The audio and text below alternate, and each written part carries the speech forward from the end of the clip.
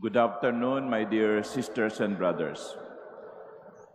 In the first reading from the second letter of St. Paul to the Corinthians, it said, "We hold this treasure in earthen vessels, that the surpassing power may be of God and not from us."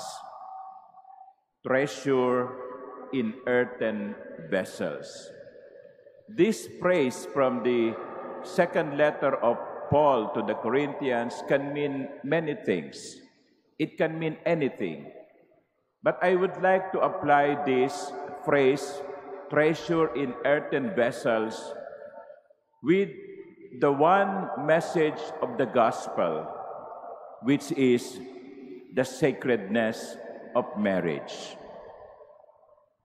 Ang kabanalan ng kasal, ng sakramento ng kasal. Marriage can be like the treasure, and we, or at least the spouses entering into marriage, are earthen vessels. Marupok na sisidlan. Alam naman ninyo yung earthen vessel. Okay? Madaling mabasag sapagkat gawa sa putik. Ang gustong sabihin ni San Pablo ay, sa kabila ng inyong karupukan, sa gitna ng katotohanang gawa kayo sa putik, taglay ninyo ang isang napakahalagang yaman. So, katulad ng kasal, sino ba yung mga ikinakasal? Mga tao. At sino ba yung mga tao?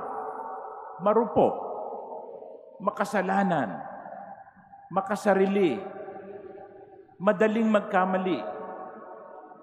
Yan ang katotohanan. Kaya hindi nakapagtataka kung bakit sa gitna ng lahat ng maraming mabubuting intensyon, may mga kasal na hindi nagtatagal. It's not the fault of the marriage. It's not the fault of the sacrament. It is the fault of those who are entering into marriage.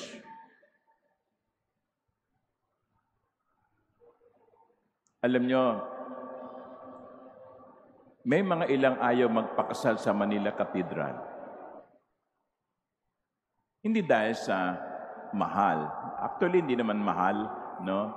Pero sabi nila, ayaw naming magpakasal sa Manila Cathedral kasi paglabas pa lamang namin, pagkatapos ng misa, maghihiwalay na kami.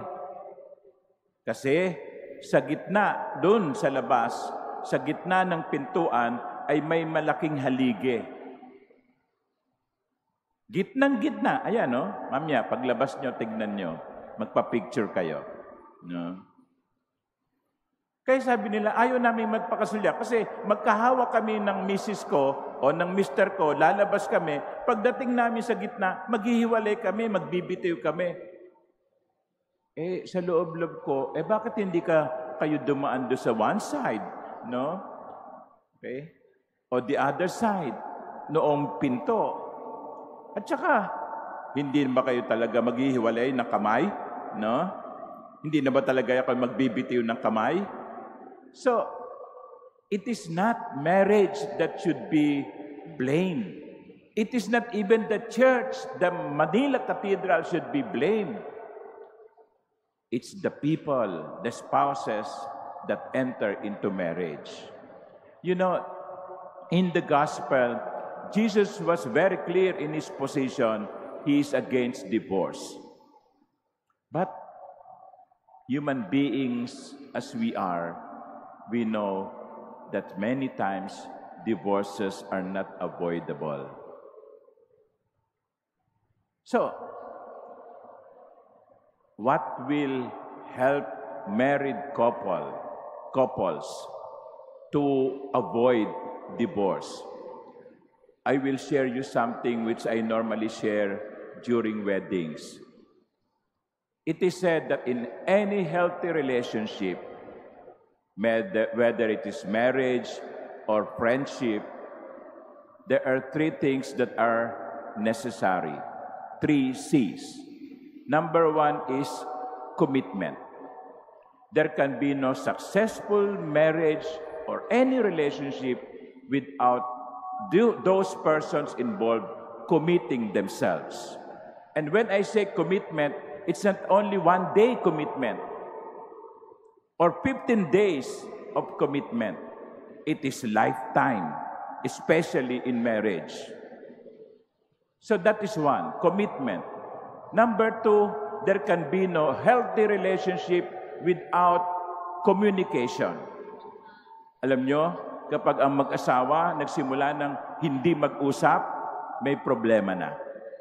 Pero, sabi nga, walang bagay na hindi mabibigyan ng kalutasan. Walang problemang hindi mabibigyan ng kalutasan kung nag-uusap. So that is number 2, communication. Number 3 is compromise. Compromise, bigayan. Hindi pwedeng yung lalaki ang lagi masusunod. Ako ang lalaki, ako ang dapat masunod. Hello? No? At hindi rin pwedeng sabihin ng babae, ako ang dapat masunod. Hindi. In any relationship, whether friendship or marriage, compromise is necessary. Bigayan. It is a two-way street. Hindi lamang isa ang laging nasusunod. Dapat marunong magbigayan. So, 3 things. Commitment, communication, compromise. But I would like to add the 4th C, and that is Christ. Christ. Kahit na may commitment, kahit na mayroong communication, kahit na marunong mag-compromise, kung wala si Christ, masisira ang commitment, mabubuwag ang communication, maglalaho ang compromise.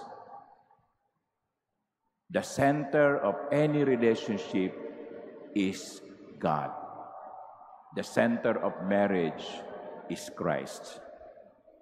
There can be no compromise, commitment, or communication if there is no Christ. Let us pray for those who are married, especially those who are having troubles with their marriage.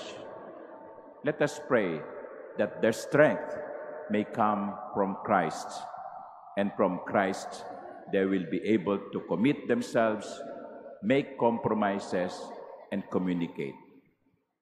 Let us also pray for those marriages that did not succeed. Sana huwag kayong magkaroon ng trauma na hindi na muling pumasok sa panibagong relasyon.